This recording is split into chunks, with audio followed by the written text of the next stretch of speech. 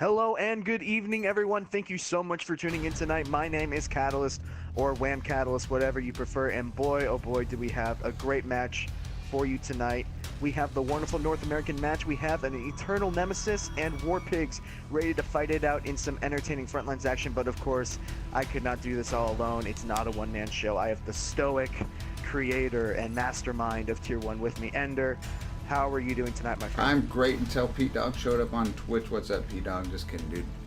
I am doing well. I can agree with that. Pete Dog showing up on Twitch would put a damper on my night as well. Besides the only fact that I've been sick to my stomach for the past hour, I had way too much to eat tonight. It's one of those days where you go the entire day without eating, and then you get to dinner time and you feel like, whoa, I'm so hungry, I can eat an entire pizza. And then you do, and then you feel like straight hockey afterwards, and you like, it feels like somebody just cross-checked my stomach, and hopefully I can get through this match. But thankfully I have some great entertainment that we can share along with the rest of you. And you have better intros than me. I just be like, hi, I'm Ender. We're getting things ready. We got a match. Why is my desk? Hey, I mean, it's been 2 years of doing the same thing over and over again. I had the 7:50 shift at my radio station, Tuesday, 7:50. Every single morning, I had to wake up at 6 o'clock and go in. And of course, for a college student, that's worse than hell because I'm on a different time than the rest of the universe. You know, that college time, that going to bed at 2 in the morning, 3 in the morning, and you know, if I don't have any classes, waking up at 11 or 12 and my day's half over. But I slept in today for the first time, actually, in a long time. I woke up at, and instead of alarm, usually I always do, even on weekends, I woke up at like 10, which to me felt a little late. Wow. Yeah. Yeah, well, especially because you had been flipping your schedule for the better part of the last month or so. You finally got back on schedule here. Yeah, I still think I don't know. I think I'm okay now. I haven't really felt. I don't really sleep anyways. Test is good. All right, good. Corona. What test? Test? Oh, from my comment earlier, I was like, what are you talking about? Yeah. I want to make sure that the chat. I was like, test tomorrow? I was just start scrambling for my Spanish notebook. Do you get Monday off? Do I get Monday off? No. Oh, Monday I have school and work. Yep. So Monday we have our meeting at 8 o'clock, and usually I'm on the talk show at 7, so I spend a lot of time, probably from 7 to 9. I mean, it's not a lot of hours, but it's the hours that I do have are intermittent throughout the week, just helping people when they need it. You know, got it. Kind of being almost like an on-call nurse. Oh. You know, when you need to go into the station and help people out if they don't know the passcode to a certain thing, or they're having trouble, technical difficulties with writing their shift, or whatever, so you kind of have to be on call. People generally know the times that you have class. We're required to set that up, and so like we're not, called in when. Yeah. Well, I mean, you are. There's no like it. You are on call the entire time, but you know, whenever I'm not in class, I'm generally expected to be able to make the 15 to 20 minute walk across campus on the course. That would greatly help my diet as of recently to go a couple of walks across campus and go into the station and help people when they need it. But Monday is the main day where I go in for about 2 or 3 hours and do talk show, make sure shifts are running well, and talk with other department staff about what we can do to make the station run more smoothly. Yeah, see, he does this stuff for a living. I do it all the time. I try to pretend I do it for a living, but I don't. I just make things up, and sometimes it works. All right, thanks, Corona, for that. And Twitch, everything good. How about the Facebook? We got that. Man, we've been having troubles. Like, I delayed the broadcast like 10 or 20 minutes today because one of the teams were delayed. And when I did that, it took the stream key away from like the one that was assigned, and then like anyways, long story short, it didn't know to connect to that stream because Facebook decided to randomly switch it. Don't ask. So it looks like EN chose St. Quentin Scar. They're going to be on the German side. Warp, Neville Knights, and they are on the German side for that map. And EN, I don't know why it says EN. It's a tiebreaker. Maybe he just means. Okay, I'm pressed A to her, which is a tiebreaker. EN's on the French side. I think that's what that means. Interesting. So we're going to be getting a lot of maps that we don't normally see. You saw about an as hour maps at least played of in these maps. a Prestige to Herd. Yeah, I To Herd. saw plenty of Priesthood to Herd today. Now, granted, if you did not get to see that match, I highly suggest that you go and watch the Priesthood to Herd match between SRDS and RAG, because that game probably had one of the best competitive comebacks that I personally have I need ever to seen go in my watch it. I entire was life. kind of in and out, but I think I missed that part of it. I don't want to spoil the ending, but as most as I can say is that NCOMs on one side were destroyed with about 10 minutes left, or maybe even 5 minutes left to go.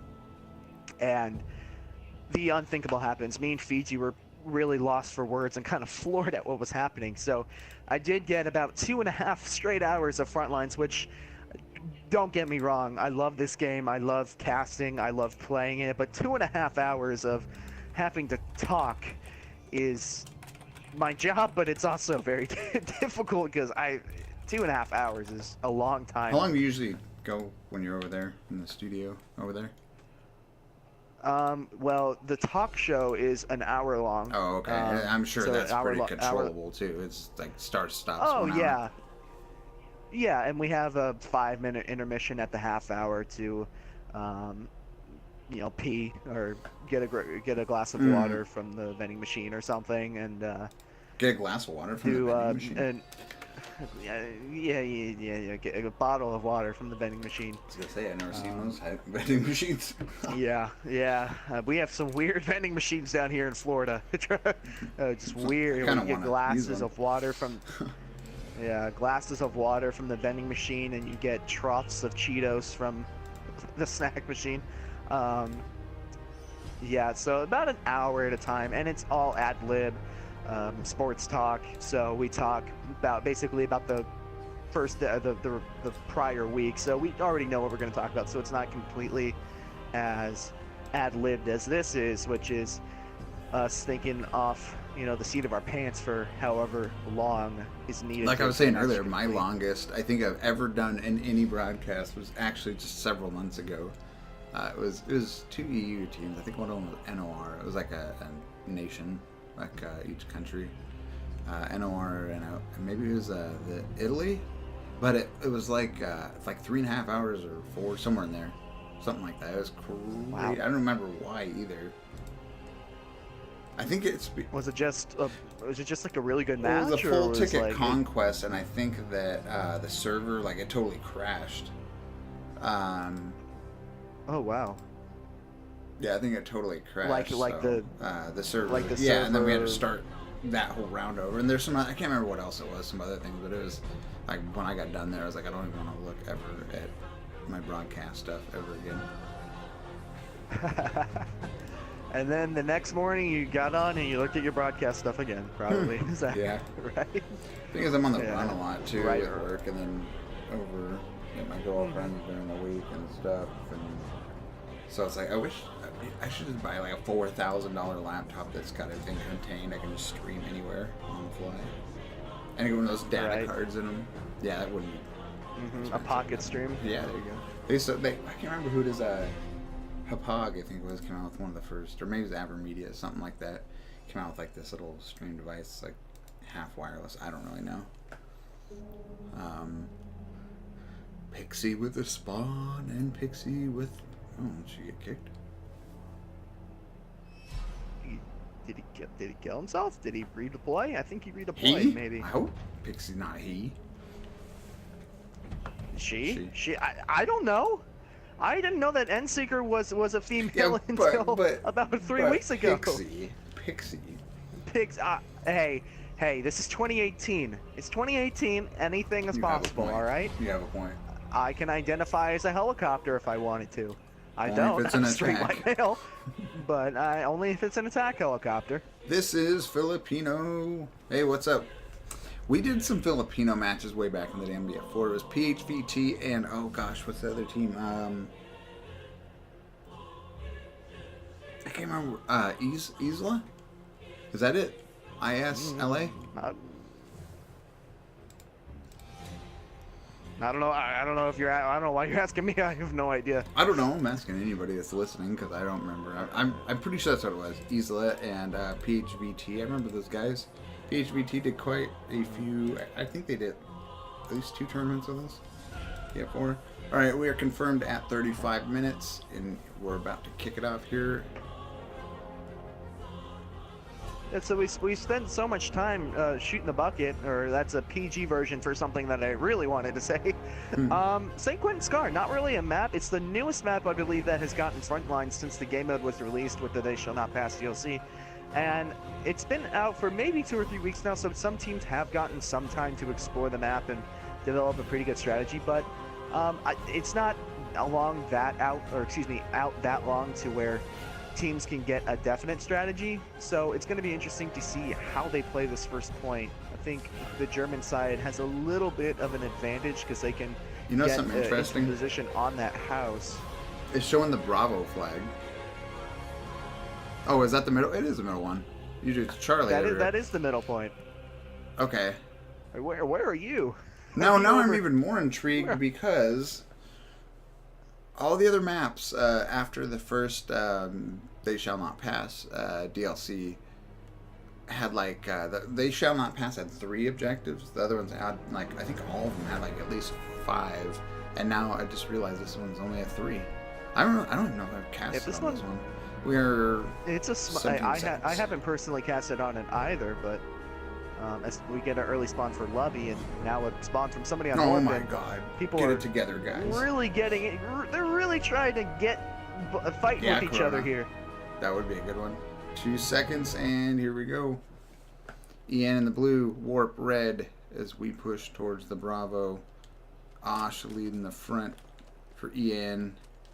And who do we got over here? Looks like it's probably going to be Shepard, leader of Warp, as they converge on Bravo. An early spotting flare coming in from Osh, and he's going to see a bright sea of red coming at him as Warp and EN are about to meet each other. Matt Millie, the meta class, running aside with Pixie. Pixie's about to run into a full face of Warp, and Warp is getting an early position up on the side of this ruin, so I assume that maybe they would try. I'm not quite sure if this outer house is in the capture zone or not, but I assume they try to set up shop, at least a full squad in there, and it appears like Warp has all gone towards the outer side of that ruins, and EN so far has just they're wrapping around right now on them. And I was going to make a comment on that. Is on the German side, right over, if you guys are watching my stream, this hill off over to the side of Bravo is a real strategic spot. That kind of that whole berm, that ridge, looks like EN now forcing them down the hill. This is not a position you want to be in.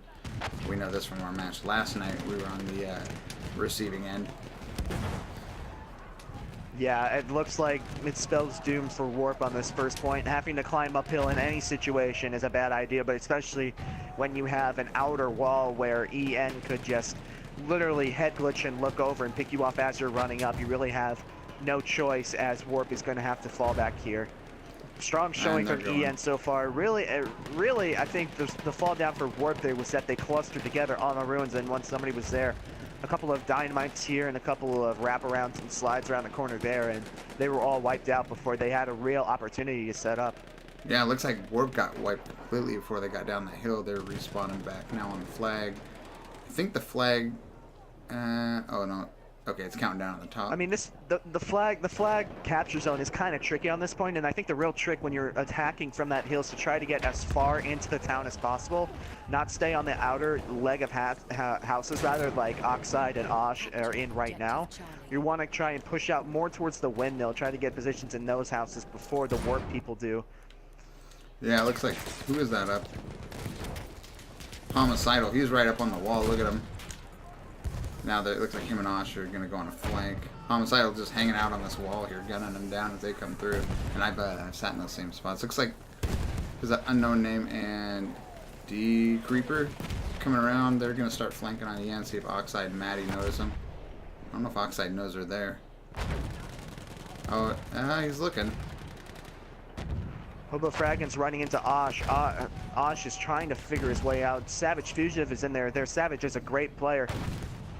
Takes out Hobo Fraggins, as Hobo Fraggins was able to take out Osh. Maybe they'll get a revive. I don't think there's a medic around. Savage Fugitive trying to run around. runs right into somebody who runs straight past him, gets turned and shot from behind there. EN, though, able to take this point as well. They were able to get a position strong enough, and Warp is just scrambling right now, looks like, Ender. Yeah, they're hopefully going to be falling back here.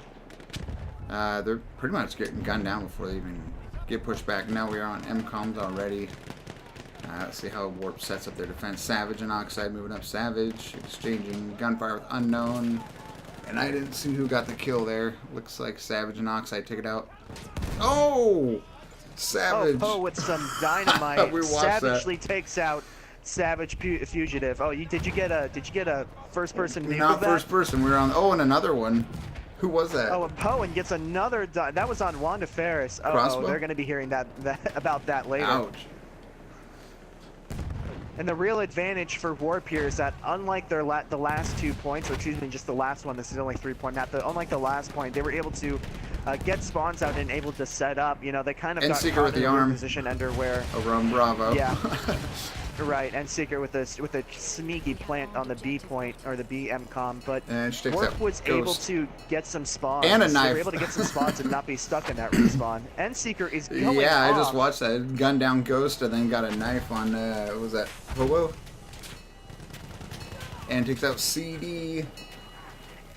CD half. She's holding it down over here on Bravo. And you know what the best part is?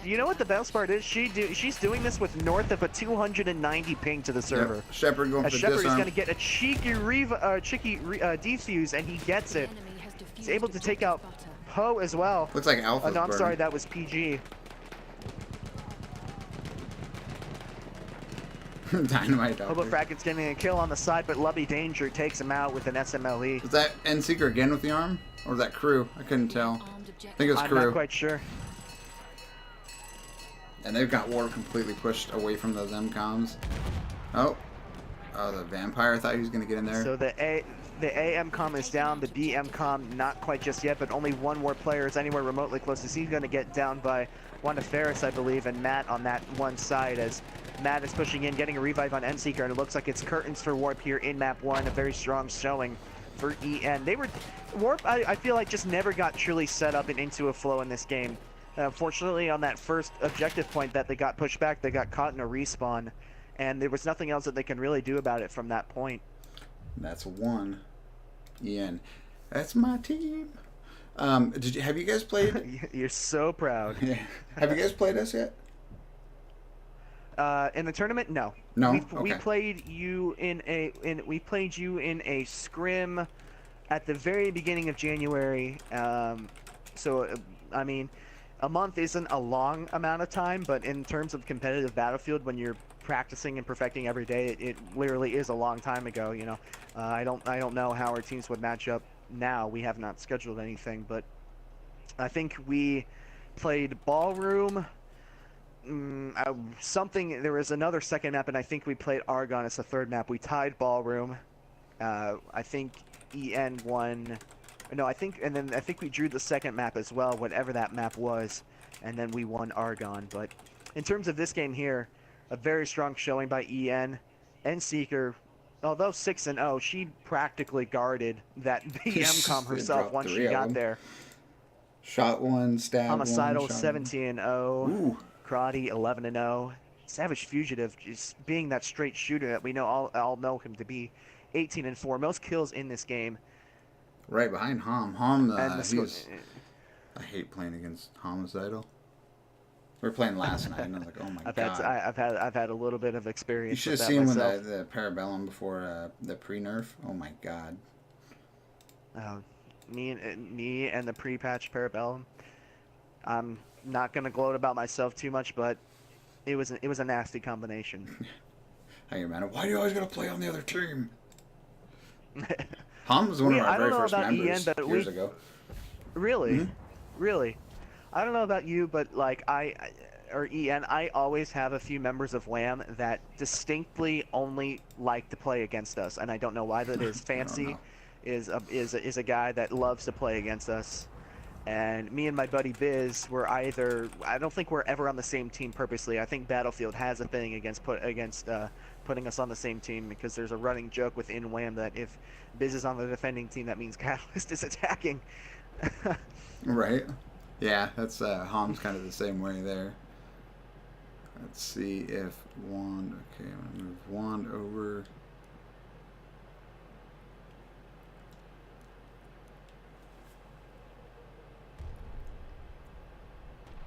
Okay, I think. Oh. Crazy Girl keeps being moved over, back over. Was Warp playing down a player that round? I wasn't quite sure if they had their full team of 16. They did. I believe that they did, but maybe somebody's just having a hard time loading back into the server. There we go. Well, no, I think they dropped. I don't know if they had to switch teams or not. Maybe some of them did. I don't know if they had to switch teams to. Okay, they're loading a sub. Okay. Now this Neville map is a map that is it's kind of that middle ground, I feel. It's not necessarily an unpopular map. I think it's a very bittersweet map. Some love it, some hate it. I personally cannot stand this map. I don't like how open it is. I don't like how the trench system works, and it's very hard to go and take positions once that other team gets on a roll. It's a very momentum heavy map, and I know that we say a lot that Frontlines is a game of momentum more than anything else, but I just feel like with Neville Knights, once that momentum starts going, it's very, very hard to stop it. So I think whoever gets to this Pantheon farm point first and is able to capture it effectively probably wins this map as well. If you look at, I mean, this and map if I had to really ask, I'd wide. say Look at the layout. it's very wide, very, very flank susceptible.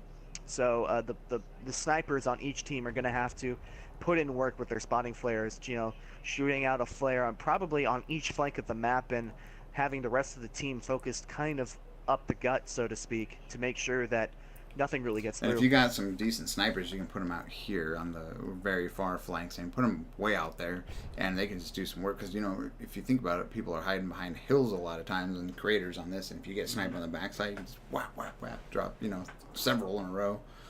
It looks like we're 7 seconds out. These are the same 2 maps we played last night, actually. Really? Mm-hmm. Who did you all play TSL last night? Yep. Is that who you all faced? Mm-hmm. And how did that go? Not well.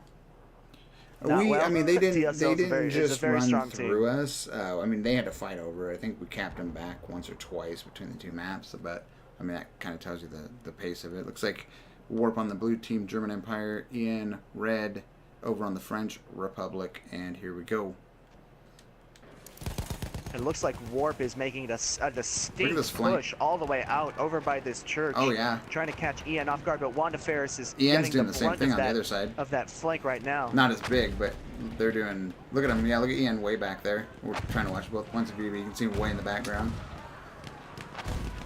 Wanda Ferris probably saw a wave of Warp coming for him and then probably shouted into his mic, might have squealed a little bit about how many people were coming his way, but he was able to get the call out there and able for EN to get a couple of squad, at least a squad and a half, be able to shift over and shut off that flank as Endseeker and Osh and Pixie Power trying to round up the rest of the Warp players. Matt Emilius over by himself with a lonely medic rifle, getting challenged by Noventress, takes him or her out. I'm going to guess that's a her. Who? Noventress. Yes. It is, actually. Aha, okay. Did the Triss give it away? Matt Emili just... yeah. Matt Emili just doing work with the Farquaad. If we can hop on him, he's just gotten a 2-piece, and he's wrapping up all the reinforcements that Warp has been able to muster. Farquaad, my money, best medic rifle in the game right now, as Matt Emili's now finding himself in trouble with Poe. Out comes the Dynamite, and he is unable to escape there. As Poe finally is able to stop the bleeding from the hands of Matt Emili, as EN has been able to take the C point, and we're rushing over to this B point, which is it's a very tricky point to attack because the intuition says, okay, well, you want to get into the trenches, you want to get into those trenches and clear it out, but really the way that you want to attack this point is to kind of hover over top of the trenches and get that high ground and be able to clear them out from above. So, but not at the wrong time either. If you get caught on the high ground at the wrong moment, you're getting mowed down. Well, right, yeah. right. It's definitely a give or take point. Really depends on what team you're playing Flip against. a coin on, you know, as to how it's going to go. You're either going to dominate or you're going to get destroyed. It's like Ian's and Crowdy looking for flanks. a snipe over there. Misses a couple shots. He's trying to figure it out. And eventually he's able to put in some work with the SMLE and get the kill. But you see what I was alluding to before, Ender, is that Warp is in those trenches and they are essentially trapped over there because you see Savage Fusion with a 3-piece looks like, a 4-piece looks like, a 5-piece. Is that a 5? I'm not quite sure how many kills he got there, but he was able to just go over top of the trenches and take out as many Warp as he could before he got sent back to the respawn screen. I don't know. I saw it on the feed. I didn't actually see what was going on the screen. Or I wasn't looking directly at him, I should say. Warp's pretty much dominating the Bravo point right now and having a hard time getting in there. I mean, Warp's pretty much got, what, one person... yeah, it's like one person outside above the trenches. Everybody else in. Oh, flag's reversing that. That's right, because you can cap from those that far trench line. I forget about that. Right where Yes. Oxide and Osh are, you can cap all the way down right here. Shepard coming in, trying to get the final kill on MFQ, but gets taken down by Osh. Osh finding 2 more in front of him, gets another one, trying to find that third. Zoolander, not quite sure that he's there, as the Ventress comes in and gets the revive on Shepard and Hefe. Maddie, Hom, and Osh trying to get some more Pixie kills. Osh gets another. Oh, let's watch him slide. Nope, wrong person. God, I hate snap-on thing. There we go. Now we're on Osh. Yeah, Pixie Fighting in the coming around smoke back. and fire and gas, and he's getting some help with his from the EN friends that are swarming this trench. And that's the danger that you run when you're Warp, when you're just staying in the trench like that, not really pushing out, not trying to get on top as down below, is you run the risk of just being overrun like that. And it's very difficult to fight at 2 levels of verticality. Yeah, it looks like Warp completely wiped out. Oh, we got Ghost Catter guys. Somebody else is coming in with him. I don't know who it was. Got gunned down. Who is this? D, a creeper? Shooting down that trench line. See if Warp can get up on this. They're pushing. No, they're reversing it. It is getting Death ugly Creeper in those knows trenches. that there's 2 more there, but he isn't quite sure where they are. He's about to run into Wonderferous. Wonderferous gets one that looks like, or maybe that was Homicidal coming out the back with, looks like a 3 or 4 piece. I think the turning EN's points of this pretty game much really, wiped Ender, is out that, right now. yeah, is even though Warp did get a couple of nice kills there, overall Warp has been able to get the 1s and the 2s, but they have not been able to take out big concentrations of EN players, and that just really revolves around your positioning in numbers. Now we have, looks like EN totally had to redeploy back way back there and still made it up there. I think Warp's playing a little safer, but it actually might pay off for him here in just a second. Let's watch Noventress. She can shoot. I always About get to run busted into up. Oxide, tries to find him, gets one on Oxide. Realizes 2 other, or maybe 3 other EN, and she's going to retreat to the corner. She's going to get taken out from somebody hiding in the corner. I'm not quite sure who that was. Looks like it was Karate, yep. Karate hiding in the corner, Karate. And we're back to the Alpha flag. Now this is where it can get a little tough for the attacking team, because now the advantage of Warp has is that their medics can really shine because of the long-range capability of the medic class. The medic and the sniper class are really what makes this point so difficult, especially if you have something like a Mondragon Sniper or a Seb Splatter, something with very slow fire but very, very powerful damage per second that can really pick off EN before they even get anywhere close to the point. Yeah, one thing that the attackers do have an advantage on is coming up over the top of that hill if they can get to that hill. Because, I mean, it's got, especially if you got a couple guys with AT. Who's the Endseeker? Look at Endseeker's on the flank. I think, and Ghost knows she's there. Maybe? Osh. Looks like they're working the back flank. And Warp just about cleared off of Alpha flag. Wand and Ghost throwing it down. And one with a kill. Endseeker getting a nice kill out there as she is hiding behind a little rock formation, a little ruin formation. She's gonna get sniped by Omar Boxer. Saw that from the back of the map. I think she gunned down somebody in the process, though. I don't know what he's using. I imagine it looks like it's a marksman rifle actually, because there's no scope flint on it. So I imagine either the Gewehr 98 marksman or maybe a Vertali. I'm not quite sure what that is. weapon. Who is this? PG? I think he's taking swings at somebody, and then he ended up shooting him. And just flip her over. Got PG. God almighty with the names. Looks like Omar, he's using the Moisten Nagant, actually probably one of the better marksman rifles for your money if you want to use a very high power, very high speed, bullet velocity weapon. Hom loves this hill right here. He'll sit up there and just... Who's this on the back flank? DeWuff pack? Get him, get him! Oh, he drops Hom. Very nice Wuff pack. And crew gets dropped by... Is that Wuff? Yep. And then Wuff gets sniped. Enemy coordinates have been sent to our artillery. Noventress and Pixie Powers, the two power women of EN and Warp, are about to run into each other. Noventress and Pixie Power kind of dancing around as Noventress says, well, what are you doing here? You're not supposed to be there. As she is probably going to try and vial in maybe some artillery barrages if she gets the time. Now she's leaving. I'm not quite sure if she got it. I think she did. A whole lot of bombs about to be sent EN's way as Warp is going to try and hold off EN. Oh, he made it. Oh, did he make it out of there? Yeah, he did, but Omar dropped him. Crew just about got taken out by those bombs. Endseeker, oh. Noventress getting a two-piece, one on Savage Fugitive and one on Endseeker.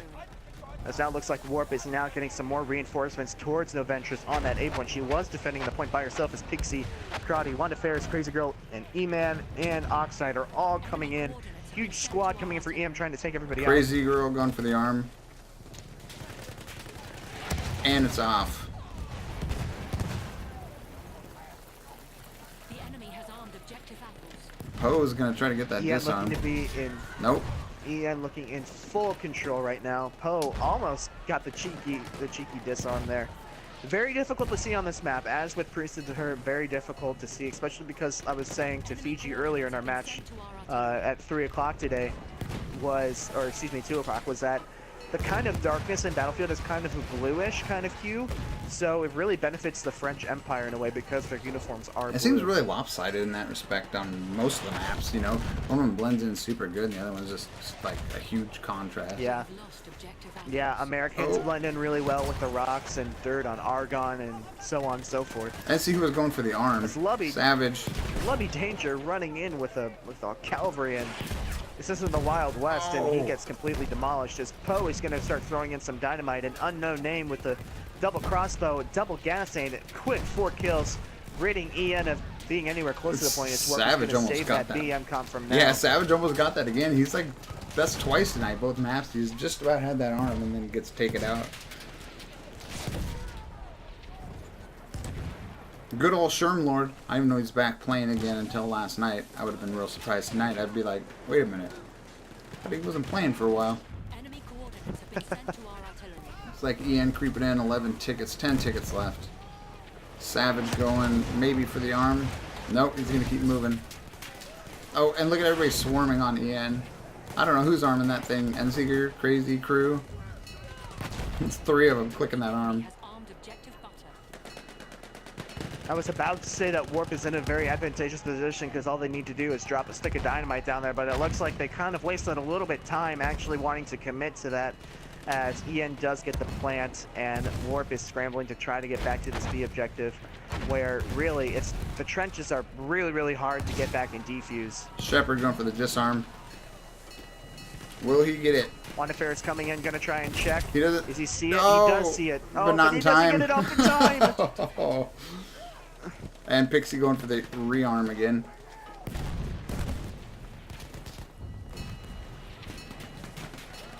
Man. Out of the fire and then back into the fire, it seems, for Warp. No frying pan for these gentlemen. It just does not look like they're going to be able to... Well, I mean, I can't say that for sure yet. They are on Here's 0 Shepard. tickets, so he's on it. Need is a defuse. Do they see him? Is trying to run. They don't see him. Right They don't see him. Ferris. Oh, my goodness. Oh, but the fire takes him out. They didn't see him though. He's laying right by their feet.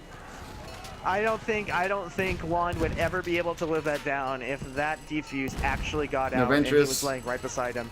Noventress trying her hand at it, but taken out by, looks like Crazy Girl with the Hell Regal. And that's it. And wow. Map 2 goes to EN as well, and as does the victory.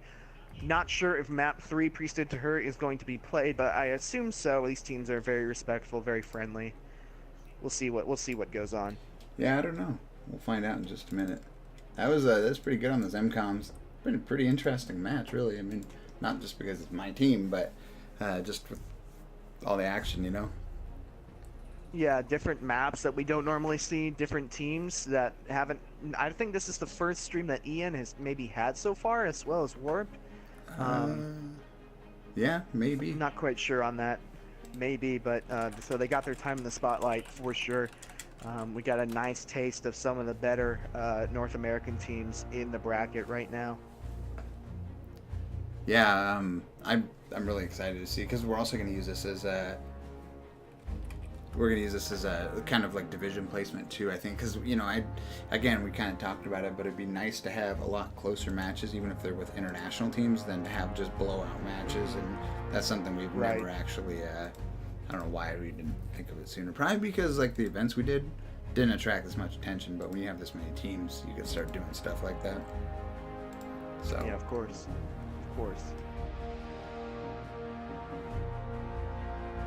My stream is not loading right now. I have that potato internet, which never seems to work. And we are going to do number 3. I don't know if I said that.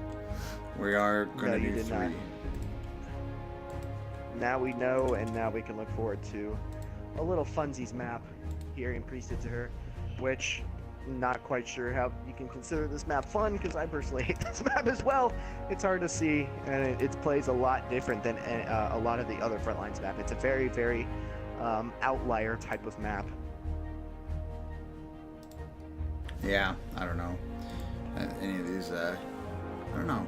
It seems like the night maps are a lot harder. Well, I think it's because everything blends in more, but a lot harder to see guys on. I don't know. Ian is taking which side on this one? Probably already balanced over there. French side.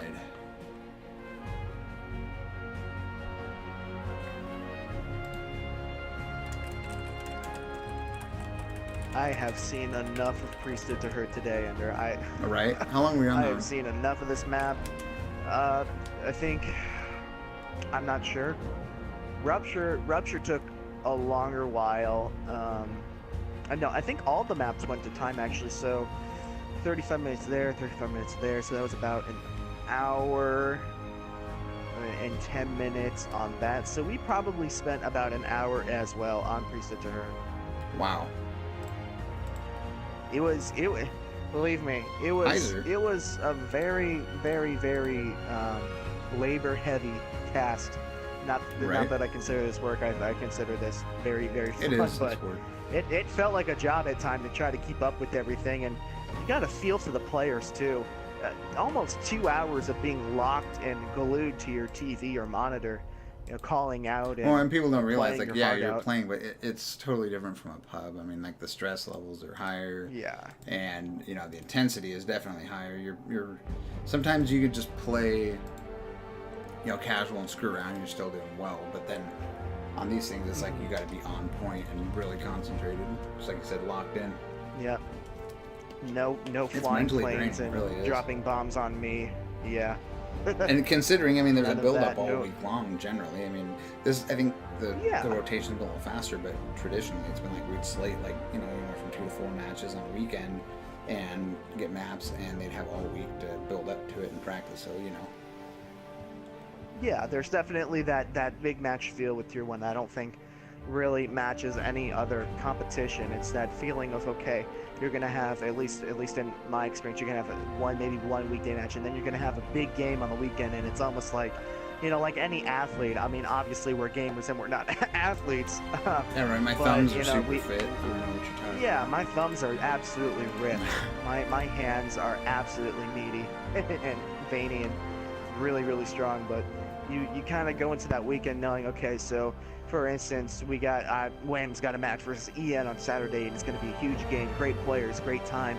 We really want to prepare for it, and then you get that adrenaline going, and then you release everything, like every hormone, every frustration, every bit of practice that you've had over the course of the week in a span of, depending how long the match takes, anywhere from 10 to 40 minutes.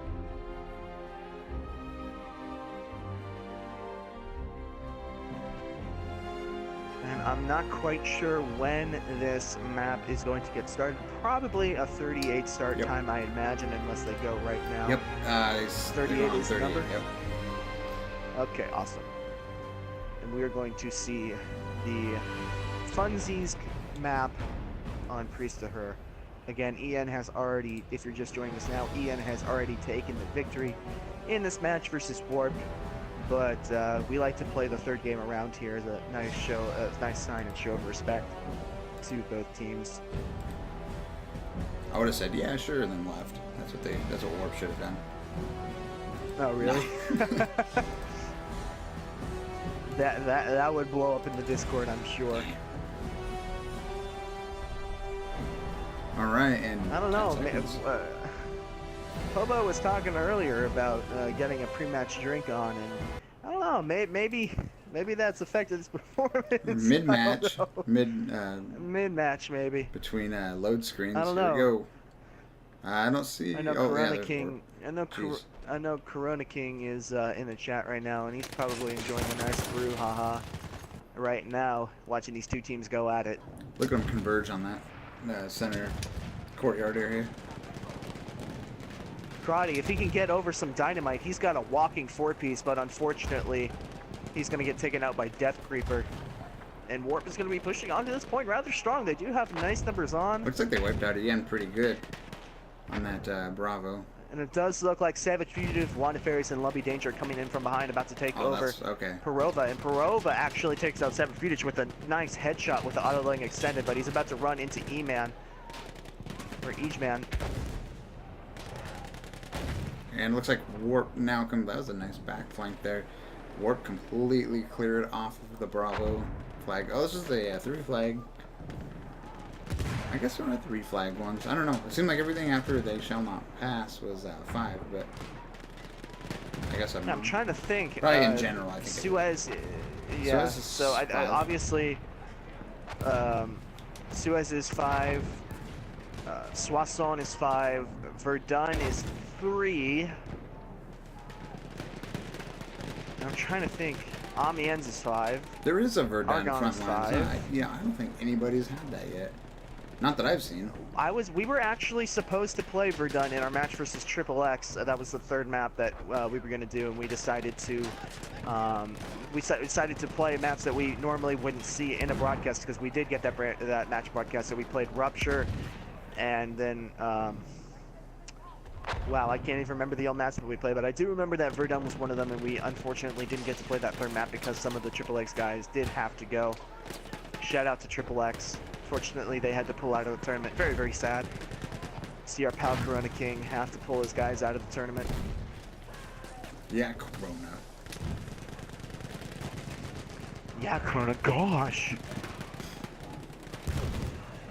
Looks like Warp, let's see what they do with this EN squad, or 2 squads. Looks like they're about 50-50 on the trades down at this, I don't know what end that is. I don't have compass, they can give me one. EN, I think, is getting cut down Warp. This is a pretty tough objective, I think, as an attacker right here to get in on. Yeah, I think, I was saying earlier with Fiji that I think this map is probably one of the top 3 hardest maps to play on Frontlines, because There's so much sure, the middle defensive. objective isn't quite, different in playstyle. You kind of have to match up your playstyle on the fly with this map, but middle flag is kind of open. But once you get to these A and these C flags, there's just so much debris, so much rubble that people can hide in behind, and lots of verticality. There's a couple different floors, different stories on each side of this point, and it's just very, very hard to capture. Yep, it looks like Warp trying to come in the backside here on Alpha, but Warp pretty much cleared out of the Alpha flag area. EN occupying. It's MFQ getting a 2-piece with the dynamite there. Oh, the dirty dynamite trick. Dirty, dirty, dirty. Who was it? Somebody I don't know what Wham came up with a new maneuver the other day. We call it the Dirty Ginge, after our own player Gingeria, where our dynamite player throws dynamite into a group of people, and the sniper actually stands in front of that dynamite player trying to be basically a human meat shield, trying to distract the people that were shooting at him, and then the dynamite player would detonate the dynamite. We call that the dirty ginge. So you might see the dirty ginge in a stream near you soon. That's pretty dirty. That's pretty elaborate too. Think about it. Yeah. And the funny thing is that it was done kind of in the spur of the moment, kind of just created on the fly. Hey, that works. Let's keep doing it. If it works, but yeah. We haven't been shut down quite yet, but maybe now that I've told you that secret, y'all will be looking out for it when we eventually I'm gonna practice play my skeet shooting with a shotgun, try to shoot it out of the air as it's flying. And pull. And Seeker. It looks like Crazy Girl is gonna be getting. It looks like Crazy Girl's getting a plant on A. Oh, I missed it. Yeah, it looks like Warp is. And Homicidal was the only one near B as Poe wipes out Homicidal. EN firmly committing to this A plant here. Yeah, they're if Warp gets somebody up through there just perfectly, they can get in and get a disarm. Looks like EN's just kind of playing really aggressive. They got nobody. I guess Crazy Girl's back there watching her arm, huh? It's gonna blow. Looks like this A objective is going to go to Wham as Poe comes in with an artillery strike, is able to clear just in time. EN off the point, but unfortunately artillery strikes don't defuse bombs.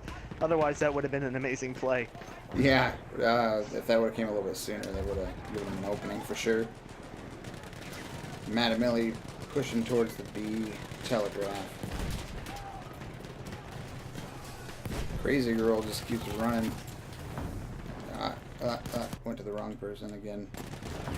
It looks like Crazy Girl is going to be the planting machine that she is, getting another plant. That probably makes 3 or 4 over the course of this 3-game series. She has been the bomb planter expertise. She also gets a kill on Hobo. Yeah, I saw that right there. It was. I thought she was done for because I think she's sitting at like 30% health, something like that. And I think the rest of EN's probably going to keep Warp off that telegraph. Maybe. Yep, it looks like Warp is nowhere to be found on that telegraph, as this is a sweep. Sweep by definition. By definition. And that is game. Well played. Game, set, match, and Frontlines. Well played to both teams. Lubby Danger, leaving the server, got that notification. Couldn't wait to get out of there. 3-0. Thank you, ladies and gentlemen. Robert Thomas, hello. Having a Corona watching your team. You're having a Corona. Corona having a Corona. Okay. Corona having a Corona. I could use a Corona right now, but I'm trying to be sober until my 21st. Till your 21st. Tell your 21st? Till my 21st. Yep, my 21st. I turned 21 on April 7th. Happy early birthday, Catalyst. Wow, he's young. No, I'm only 20 I years remember old. a decade ago. Not really. My mind's slipping. My brain cells are slowly deteriorating. Anyways, guys, good job. Good game there to the War Pigs, and to EN. That's gonna wrap it up for us. I've got myself, Ender, and Mr. Catalyst HD. With Tier 1, of course, and we will leave you guys to it. Enjoy the night. I think we got one more, maybe 2 more. There might be a second one tomorrow. Maybe. But Wham is playing TSL, but don't know if that's being broadcast or official or not. But I believe 10 o'clock. But Eastern. Obviously, there's some things to be. Yes, Eastern. But there's some things that have to take place first before we can confirm that match is official. Okay. So that might happen, but that'll be early morning, and then we have another one at noon Pacific, 3 p.m. Eastern. So, anyways, guys, peace. Catch you later. Thanks for tuning in. Don't forget to like, Thank subscribe. you for tuning in. Sponsor us if you like us that much. That'd be great. Do that on gaming.youtube.com. But anyways, guys, we'll catch you on the next one. Take care.